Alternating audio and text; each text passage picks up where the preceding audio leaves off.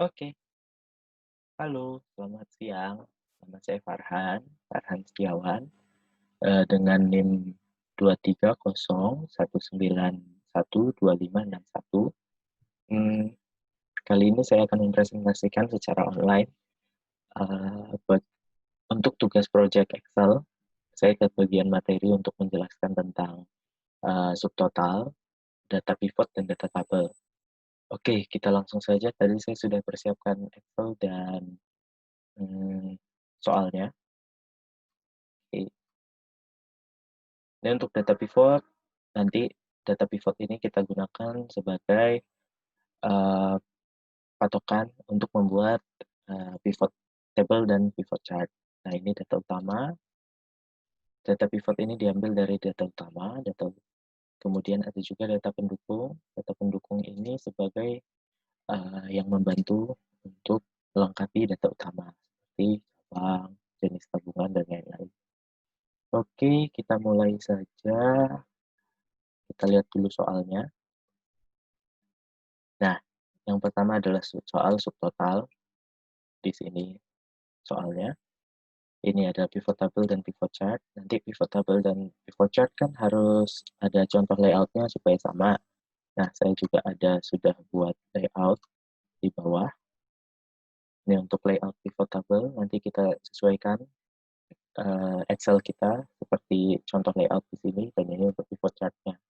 Kita sesuaikan juga layout. Oke, pertama subtotal. Dia suruh kita copy data dari sheet data utama ke sheet subtotal, kemudian kita sorting data tersebut berdasarkan kewarganegaraan menggunakan ascending. Jadi data kewarganegaraannya disusun, disorting secara ascending. Dan buatlah subtotal pada tabel dengan ketentuan berbeda. Oke, kalau begitu kita salin dulu dari sini. Pertama kita blok semua, kita copy, kita tambah. Ini ada sheet. Kita rubah namanya dulu jadi subtotal. Oke, kita semua, kita paste. Tadi untuk copy supaya gampang, saya pakai Ctrl C. Di subtotal, saya Ctrl V untuk paste supaya cepat. Untuk judul kita tidak perlu di data ini, jadi sebaiknya kita hapus saja, delete. Di bawah juga ada, ini karena saya ambil dari data utama tadi. Kita delete saja. Oke. Ini sudah jadi untuk data subtotal kita. Pertama tadi kita disuruh untuk sorting. Kita sort dulu, sort, custom sort, karena dia minta secara kewarganegaraan dan secara ascending. Kalau A to Z itu ascending, Z to A itu descending. Jadi udah betul A to Z, kewarganegaraan, kita tekan OK, nanti dia akan tersortir. Oke. Kemudian, oh ya, videonya saya minimize terlebih dahulu agar tidak mengganggu view Excel-nya. Sudah. Oke, kita lihat dulu soalnya lagi. Yang pertama yang disuruh adalah jumlah rata-rata total jumlah tabungan dan bunga. Jadi yang diminta adalah rata-rata total jumlah tabungan dan bunga. Kita kembali ke Excel. Nah, untuk subtotal kita tabel ini harus di blok semua. Caranya bisa secara manual, blok satu-satu seperti ini, atau bisa juga diklik mana saja di dalam tabel, kemudian tekan Ctrl A, terus subtotal letaknya ada di data, kemudian di sudut sini ada subtotal, tinggal kita tekan saja. Nah, tadi yang diminta adalah rata-rata secara kewarganegaraan, total jumlah tabungan, dan ditambah bunga. Karena berdasarkan kewarganegaraan, berarti at exchange in-nya kita harus rubah dulu ke kewarganegaraan. Sudah. Kemudian karena diminta rata-rata adalah average, dan total jumlah tabungan. Jangan lupa ini harus di uncheck list dulu atau dimatikan agar nanti bisa saya jelaskan. Oke. Nah, Ini akan muncul karena tadi at exchange in-nya berdasarkan kewarganegaraan, maka munculnya ada di row kewarganegaraan. Dan di sini karena tadi kita pilihnya apa yang mau kita hitung, average, berdasarkan jumlah tabungan, di sini akan muncul berdasarkan kewarganegaraan. Jadi setiap kewarganegaraan itu akan muncul di sini, tergantung dari apa yang diminta soal tadi. Jadi Argentina sekian rata-ratanya, kemudian untuk Cina sekian, untuk Prancis sekian, dan seterusnya. Dan di paling bawah itu kita ada grand total dan total average-nya dari seluruh negara. Ini adalah total dari keseluruhan. Oke, kita lanjut ke soal kedua. Kita subtotal. Jangan lupa dimatikan yang tadi sudah kita pilih pertama karena dia tidak, kalau kita pilih ini tetap hidup gitu loh. Jadi kita matikan dulu semua. Kita lihat kembali soalnya. Soal yang diminta yang kedua adalah nilai tertinggi, jumlah tabungan. Yang ketiga adalah nilai terendah lama menjadi nasabah.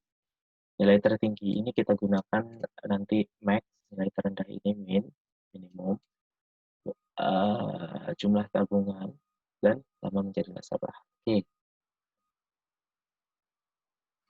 kita kembali ke Excel, karena tadi diminta nilai tertinggi, masih tetap kewarganegaraan untuk exchange in-nya, kemudian jumlah tabungan.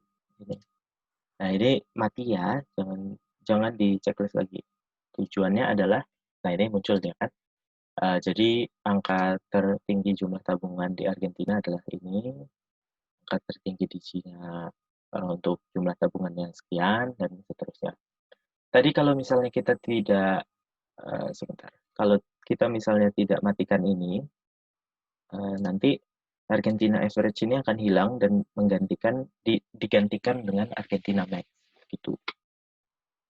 Oke, terus kemudian soal ketiga tadi adalah minimum atau terendah dari lama menjadi nasabah. Oke, Argentina minimum lama menjadi nasabah ada yang 2 tahun, kemudian di Cina ada yang terendahnya 3 tahun, di Prancis 1 tahun, dan seterusnya. Oke, kita lihat lagi soal keempat dan kelima. Soal keempat, hitunglah berapa banyak orang data nasabah. Ini berarti kita harus count, gunakan count. Dan ini jumlahkan jumlah tabungan. Ini sum. Oke, langsung saja kita kembali ke Excel. Kita blok dulu semua, tekan subtotal. Tetap dalam kewarganegaraan, kita akan menghitung jumlah berapa banyak nasabah. Kita pilih nama nasabah, karena ingin menghitung berapa banyak jumlahnya. Kita tekan OK. Nah, akan muncul seperti ini. Jadi total nasabah di negara Argentina ada 7, di Cina ada 8, dan seterusnya sampai grand total di sini kita ternyata ada 60 nasabah gitu. Yang terakhir adalah jumlahkan jumlah tabungan. Penjumlahan itu sum, kemudian kita pilih untuk jumlah tabungan.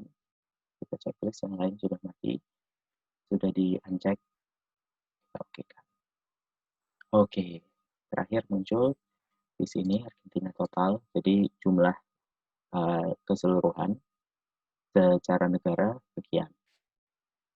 Dan grand totalnya adalah sekian, 60 miliar. Ya, banyak ya. Oke, untuk subtotal kita sudah selesai.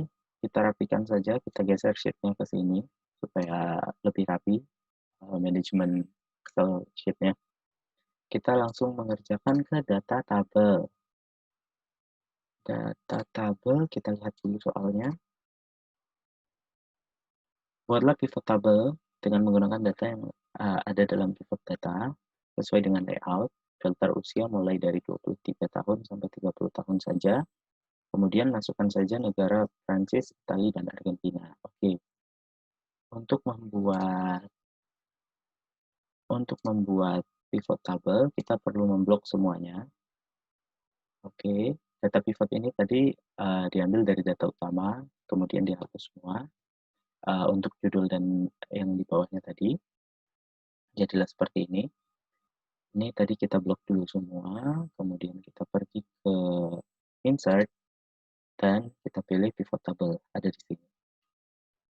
Nah, supaya memudahkan kita tidak menghilangkan data pivot di sini, kita pilih yang new worksheet. Kalau kita pilih existing worksheet, dia akan berubah di sininya. Jadi kita pilih new worksheet, kita tekan OK. Nah, ini kan ada sheet baru, kita rename dulu supaya gampang. Pivot table. Kemudian untuk memudahkan kita pindahkan di sebelah sini. Kemudian kita harus lihat dulu apa-apa saja yang harus kita masukkan di dalam pivot table kita. Kita bisa lihat di sini, di layout. Jadi berdasarkan usia ya, kemudian ada kewarganegaraan, jenis kelamin, dan jenis tabungan. Oke, kita kembali ke Excel. Berdasarkan usia, kita masukkan usia ke filter. Sorry, di mana usia? Oke. Nah, usia ini harus kita filter terlebih dahulu karena dia nggak mau seluruh usia, dia minta dari 23 sampai usia 30 tahun saja. Katakan oke. Nah, apa saja yang minta ditampilkan tadi, kita cek ulang karena takut salah. Ada kewarganegaraan, ada jenis kelamin, dan jenis tabungan. Oke, kewarganegaraan, kita bisa search di sini juga. Kita tarik terus, ada jenis kelamin, dan jenis tabungan. Nah, tadi kewarganegaraan dia minta di sini, sorry, salah. Tadi di kewarganegaraan dia minta tadi hanya negara apa saja? Hanya negara Prancis, Italia, dan Argentina. Oke. Prancis, Italia, dan Argentina. Di sini kita rubah dulu negaraan, atau di sini juga bisa. Prancis, Italia, dan Argentina saja. Oke, sudah muncul. Di sini juga bisa kita lihat berubah Prancis, Italia, dan Argentina saja. Kemudian apa sih yang dia minta untuk dihitung atau ditampilkan dalam pivot table? Di sini bisa kita lihat yang dia minta adalah sum of jumlah tabungan, jumlah dari jumlah tabungan dan rata-rata dari jumlah tabungan ditambah bunga. Oke, berarti tinggal kita masukkan saja, kita drag. Jumlah tabungan pertama, kita drag ke values, ke area value. Nah, ini karena dimintanya adalah sum, jadi kita tidak perlu merubah lagi. Tapi kalau misalnya nanti ada yang diminta, misalnya angka tertinggi, angka terendah, bisa kita rubah di sini. Caranya adalah di sini tekan saja, tekan kiri, value field setting, dan pilih apa yang mau kita rubah atau apa yang mau kita hitung. Oke, yang pertama adalah jumlah tabungan dan yang kedua adalah average tadi diminta ya. Average. Nah, ini kan masih sum seperti yang tadi saya contohkan, kita rubah dulu ke average dari jumlah tabungan. Oke.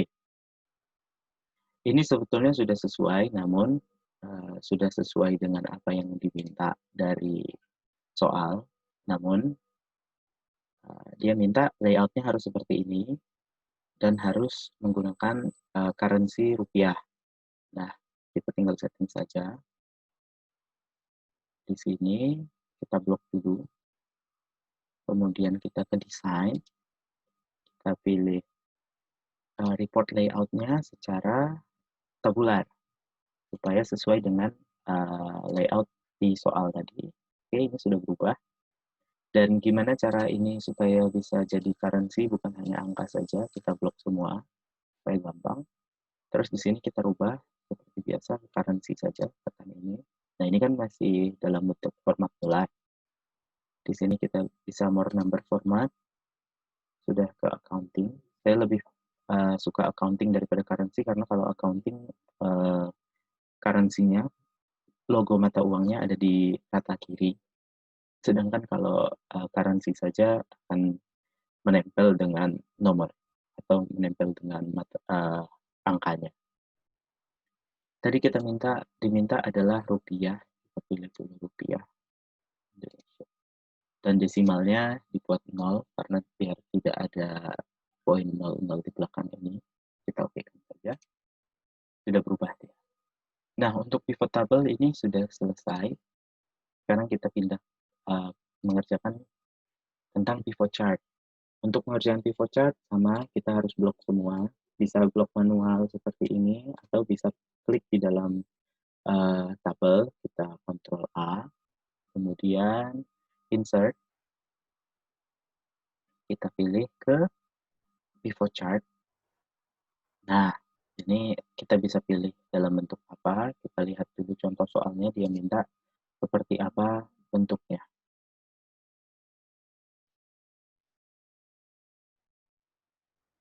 Dia minta dalam bentuk 3 dimensi. Jadi kita rubah dulu, kita pilih yang 3 dimensi. 3 dimensi lebih cocok seperti ini dibanding ini ya. Ya, ini kita tekan, terus kita tekan OK. Nah, ini kan masih muncul di dalam sheet pivot table. Akan lebih baik jika dengan sheet baru. Kita tinggal klik kanan saja di sebelah sini. Setelah klik kanan akan muncul seperti ini. Kita pilih yang move chart, new sheet. Kita berikan nama sebagai pivot chart. Kemudian kita tekan OK atau enter. Nah, ini sudah selesai, namun masih kurang karena warna tidak sesuai. Caranya adalah kita bisa pilih saja di sini. Di sini ada untuk chartnya seperti apa. Kemudian di sini kita rubah sebagai pivot chart. Oke. Kita lihat apakah sudah sama dengan layout yang ada di Word. Oke, sepertinya sudah sama. Oke, ini kita geser ke sini supaya manajemen sheet-nya lebih rapi saja. Ini sudah selesai, berarti saya stop share screen-nya. Oke, sekian tugas penjelasan project Excel dari saya. Mohon maaf jika ada salah kata dan ada kekurangan. Terima kasih, selamat